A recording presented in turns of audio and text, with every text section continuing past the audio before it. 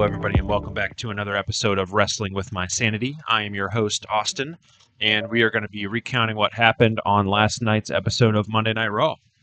Overall, I thought it was a very good episode. If you're a hardcore wrestling fan like I am, I think you probably like this episode better than last week because last week was a lot of fan service, a lot of bringing old stars back, i.e. Hulk Hogan, The Undertaker, The Rock, all those guys. But this week we got a lot more story. We got some advancement for the Royal Rumble. A couple more people declared for the Royal Rumble, and officially CM Punk. You got Seth Rollins now, Drew McIntyre declared. Obviously, last week John Cena you had. It's been previously announced that LA Knight's going to be in it, so it is looking like a stacked Royal Rumble for the men's side so far. Women's, I have no idea what they're doing. I kind of hope we get some more development with that in the next 2 weeks before the pay-per-view. But very good episode of Raw, I thought, guys. We're going to start out from the top here. So at the very beginning, CM Punk comes out, starts talking for a little bit.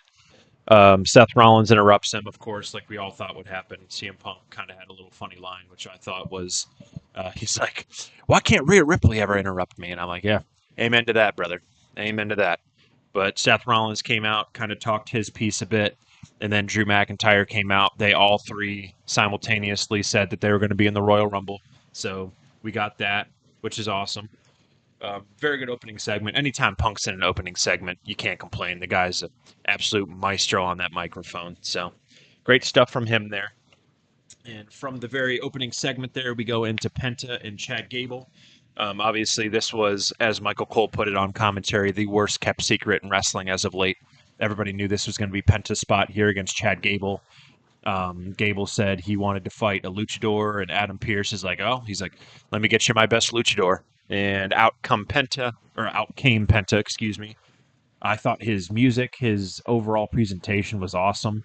I'm going to be honest with you guys. I wasn't a huge fan of Penta in AEW. I don't think it was because of him as much as it was just the constant overselling of things. I remember watching All Out a couple years ago, and I believe it was the Lucha Bros versus the Young Bucks in a steel cage match or something like that. And I thought it was a very good match up until a certain point. Then it overstayed its welcome by about 20 minutes. There were finisher after finisher, after kick out after kick out. I mean, as long as the guy doesn't have the ability to do 72 Canadian destroyers, throw 15 super kicks in there, and have kickouts after every one, I think he'll be a success in WWE. And putting him with a guy like Gable who can work his ass off was just a very good intro here. I thought this was a good match. Penta looked a little rusty. He had the spot where he bounced off the ropes, hit the little leg drop across the throat of Chad Gable. That was kind of sloppy. He slipped a little bit there, but it's to be expected. He hasn't been in the ring in a little bit now since him and his brother have been going through the little beef they had with Tony Khan over on the other network. So good to see Penta there. I'm excited to see what they do with him. I thought his video package was sweet. His music fit perfectly with him. They even gave him a little bit of the pyro with the fire coming up out of the background, which I thought was cool. So very good introduction for Penta. I thought he got the win over Chad Gable in our first official match of the night. Then Penta, of course, took the microphone, cut a little promo. A lot of it was in Spanish, so obviously didn't understand a ton of it, but he got a big reaction. They were in San Jose last night, so got a big pop for that, which was cool. After that, we had Sheamus versus Ludwig Kaiser. Pretty damn good match here, I thought. This is your typical Raw match. Nothing too exciting, but at the same time, it was a good, solid wrestling match. Sheamus always puts on bangers, so you can't complain about anything Sheamus does. And I've really liked what Kaiser's been doing since he's been back from injury as well. So, solid match there. After that, we had Gunther. The ring general Gunther came out to the ring. Started speaking his piece a little bit there, was talking about how he wasn't impressed with a lot of the locker room. He's like, yeah, we have some star power, but I'm very unimpressed by the overall wrestling in the ring that I'm seeing from our roster. And then, as he's saying that, in typical WWE fashion, music hits. Jey Uso comes down, starts talking about how his family drama is settled and all this other stuff. He wants to take on Gunther at Saturday night's main event, 1 week from this Saturday. So we set up that match there, which I thought was cool. This is a weird opinion, and I have a feeling I'm going to be on an island with this one, but I wouldn't hate it if Jey Uso took the belt from Gunther at Saturday night's main event, and I'll tell you why. One reason is this: if you come out on the second episode of Saturday night's main event in recent memory and have a big title change, I think that would be cool. That would make people want to tune in even more to Saturday night's main event. Um, I think it would just be good overall for the show moving forward in general. Although I love Gunther, I also think Jey Uso's at a point right now where is he ever going to be hotter than he is right now? I don't think so. He's moving merch like crazy. They're selling T-shirts. They're selling his freaking Yeet sleeves. They're selling cutoffs. They're selling anything with his face and the word Yeet on it. So, is he ever going to be bigger than he is right now? I say probably not. So, strike while the iron's hot. Gunther is going to be around for a long time. He's a guy that doesn't need to have another 2 year or whatever, not 2 year necessarily, but it was over a year title reign he had with the IC title. And I think it would be one of those things where it's like it's unexpected, it shocks people, and I think it would be a good move for business because you need that every once in a while. It's the build to WrestleMania. A lot of people aren't expecting any huge title changes until April when WrestleMania comes around. So I think changing the belt on Saturday night's main event would be a cool idea. So let me know what you guys think about that in the comments there. But I think that would be a pretty cool situation if they ended up pulling the trigger on that. Um, After this was my personal favorite match of the night. We had Dakota Kai and Lyra Valkyria come out. I really like both of these women quite a bit. I know Dakota Kai was the fan favorite coming into this match. Lyra Valkyria is still a very great worker. You can tell she's not quite as over as Dakota. She wasn't getting the reactions that Dakota was, but she has not been on the main roster as long as Dakota Kai has, with Damage Control, Bailey, and EO, and all that stuff in the past. So I think she'll get there. You just need to give her more main event TV time. But this was a damn good match. They had a couple crazy spots where Lyra hit the suplex off the apron on Dakota, where it looked like it absolutely destroyed both of them. Brutal spot. Got up from that. Dakota hit one of her sweet signature moves. I'm not even sure what it's called, but it's like when she hit it was basically a somersault, and she took Lyra with her, and it turned it into a little like backbreaker, and she bounced off. I thought Lyra sold that super well.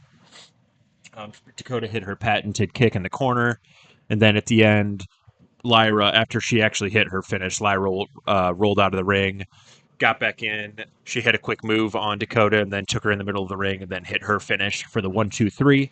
So you have your very first ever women's intercontinental champion, Lyra Valkyria. Great choice. Um, as I mentioned earlier, I'm a fan of both of these women. I don't think you could have gone wrong with either one. So the fact that we have Lyra now as our intercontinental champion, and you have on SmackDown Chelsea Green, two perfect representatives of the women's mid card division right now, and a lot of future potential there for sure. This is going to be interesting on Raw because we are still waiting for the return of Becky Lynch and Alexa Bliss.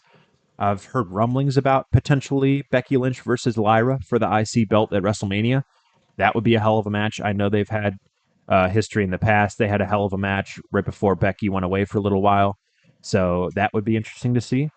But yeah, we have a new women's champion, Lyra Valkyria. So I am interested to see where they go with that. After the Dakota Kai and Lyra match, we had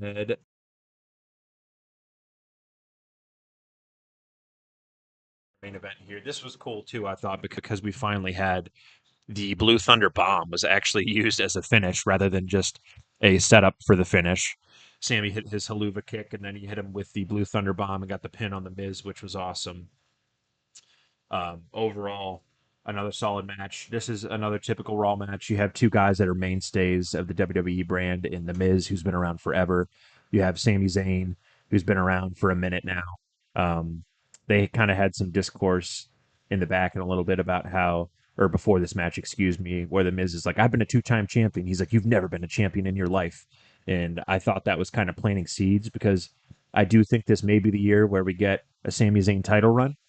So it'll be interesting with Raw on Netflix now and them not having the constraints of typical standard cable television where they don't have to do or run certain amounts, should I say. This show is well under 3 hours today. It was about 2.5 hours. So without those constraints, I kind of want to see what we could do here moving forward. But Sami Zayn did beat The Miz, as pretty much I guess everybody would have expected. The Miz isn't going to beat excuse me, Sami Zayn at this point in his career. After that, we have Mami come out. Rhea Ripley made her way to the ring, kind of gave her typical speech, got a big pop. She had the title.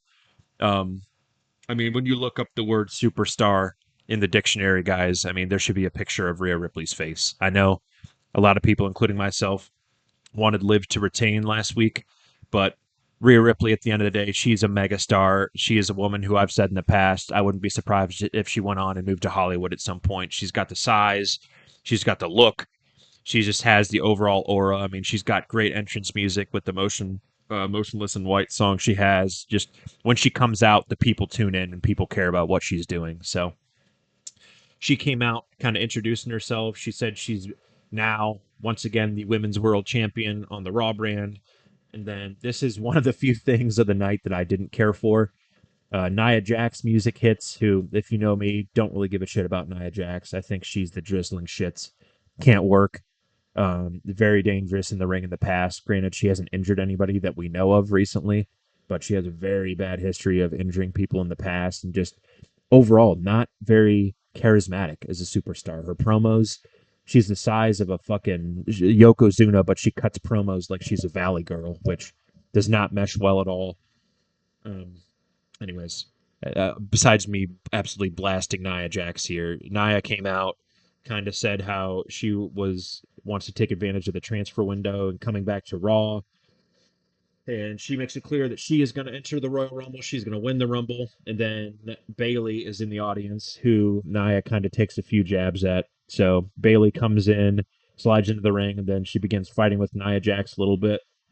Ripley then pops in, hits Nia with a good little headbutt, and then they both hit her with kicks, and then Nia falls out of the ring, and that is the end of that segment. So we got a couple more declarations for the Royal Rumble there. Bayley and Nia, who are both hoping for gold. Um, they didn't really make it clear with Bayley as much as they did with Nia. Nia, I assume, is going to be on Raw moving forward because of the transfer window. Bayley kind of mentioned that this isn't her show, but she's still showing up to take care of business and be there for the other superstars. I imagine she'll be sticking on SmackDown. It didn't sound like she's going to be on the Raw brand moving forward, but good build up, I thought, for the Royal Rumble. Again, I do want to see Triple H put a little more focus on the women's Royal Rumble. It seems like he does this every year where we put story into the men's Royal Rumble, but the women's Royal Rumble, we have like 7 or 8 entrants in the Royal Rumble before the actual match, and then we end up just bringing back Lita, we bring back Trish, we bring back Mickey James and a bunch of other people. Like, I want to see a little more story and a little more time put into the women's Royal Rumble. I don't want to be a week out. I don't want to be sitting here on freaking January 25th and we have 5 entrants for the women's Royal Rumble. Like, let's get a little story going here. Let's put a little more thought into this because this men's Royal Rumble is looking absolutely stacked this year. And as per usual, I imagine the men's main event is going to, or the main event for Royal Rumble is going to be the men's Royal Rumble match, with especially with all these stars you have in there. So let's put a little more detail into this. I hope we get Becky back here soon. Um, as I said before, I'm going to chronicle kind of for you guys. I'm going to Monday Night Raw in Cleveland on the 3rd of February, so I'm going to take some cool pictures. I imagine we might get Alexa and Becky back both at the Rumble. Um, I think we'll definitely get one back at the Rumble, and then possibly Alexa back in Cleveland since it's her hometown. So we'll see how that shakes up with the women's Royal Rumble, shall I say? Um, and after this, we had the main event, guys. We had Damian Priest making his way out to the ring, and Finn Balor came out after that. We had a good little street fight here. I thought this match was okay. I'm kind of over the whole Judgment Day stuff. Like, the Rhea Ripley and Liv thing got a little stale at the end, and I think the same thing is starting to become an unfortunate reality here with Finn Balor and Damian Priest. I'm kind of over it.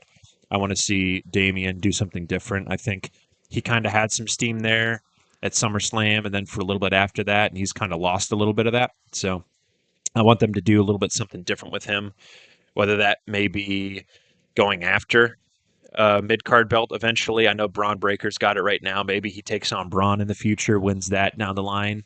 I wouldn't mind that, but I want to see Damian taken in a little bit of a different direction here, since there seems to be a little internal turmoil with the Judgment Day. I kind of skipped over that segment, but we did have Dominic Mysterio and the Judgment Day in the back. He did bring roses to Liv Morgan, and Liv's kind of like, yeah, whatever, blah, blah, blah, go get my bags out of the car. And obviously, she's still upset with him from the happenings of Raw last week, where Dominic tried to rejoice with Rhea Ripley, got absolutely nutshotted by Rhea, and then he took a riptide. So I think that's something to keep an eye on. That's an interesting angle we have coming out of that show last week. But overall, like I said, good match, guys. Wasn't super into this. I honestly thought that Lyra and Dakota Kai could have been the main event. I thought that was a better match overall. There were some cool spots here. You had the Damian Priest hitting the it almost looks like the broken arrow, I think he calls it, but it looks like Seth Rollins' Falcon Arrow a little bit. But he hit the broken arrow through the table on Finn, which was a sweet spot. And then eventually the officials checked on Balor, and then Balor got loaded onto a stretcher, and Damian started absolutely beating the crap out of Finn Balor, which I thought was really funny on the stretcher. Cool visual there.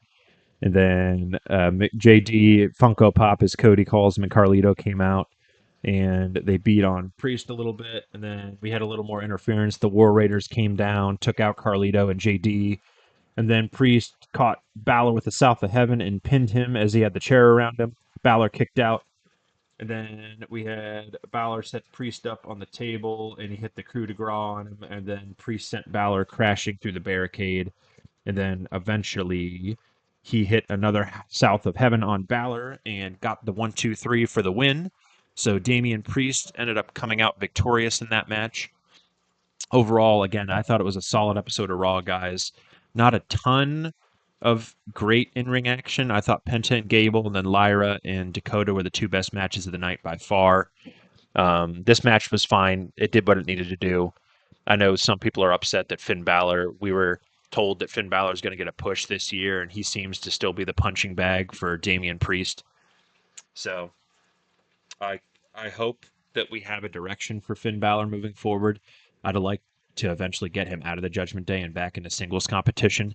I mean, Finn's just too talented, I think, to be middling and wasting his time with the Judgment Day for much longer, considering Liv doesn't have the belts now, and the War Raiders now are the tag team champions on Raw.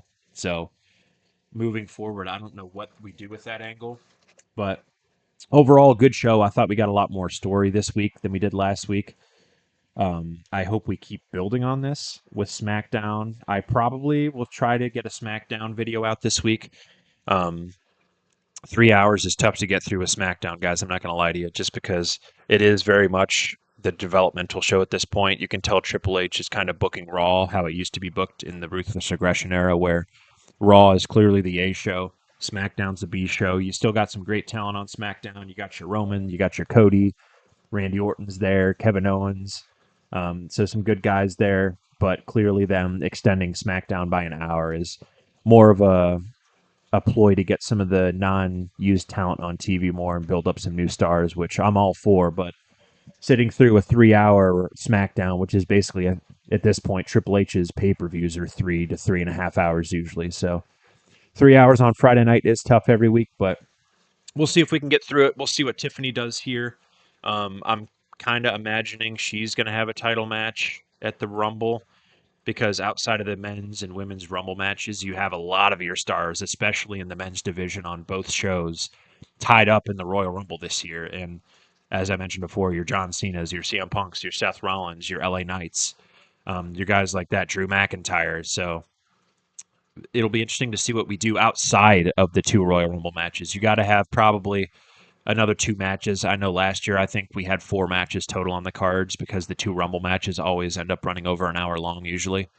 So maybe we'll get a Rhea Ripley or Tiffany Stratton title match. I wouldn't mind that. I'd like to see Gunther even get a title match, although I don't think he will, considering he's taking Jey Uso on at Saturday night's main event here in a week and a half. So let me know what you guys thought of this show. Overall, I thought it was a damn good Raw. Out of 10, I'd probably give this show I'd probably give it like a 8.5. I mean, I thought it was damn good. Not everything was perfect. I thought we got a lot more story, as I mentioned, coming out of this, gearing up towards the Royal Rumble. But as a WWE fan and wrestling fan in general, you guys know that this is I'd say, most fun time of the year. As soon as January rolls around, you got the build up for the Rumble. Then we got the Rumble. Then right at less than a month after that, we got the Elimination Chamber in Toronto, which John Cena has been advertised for. And then after that is your WrestleMania. So it'll be a hell of a run, guys. I'm looking forward to covering all these big events with you. The Royal Rumble pay-per-view predictions will be a good time. We'll kind of get into what I think will happen. Um, right now, though, I think it's up in the air. So John Cena's obviously in that match. We got a couple other big talents, and we'll see how it shakes out. But I will see you guys on the next episode of Wrestling with My Sanity. Logging off, I am Austin.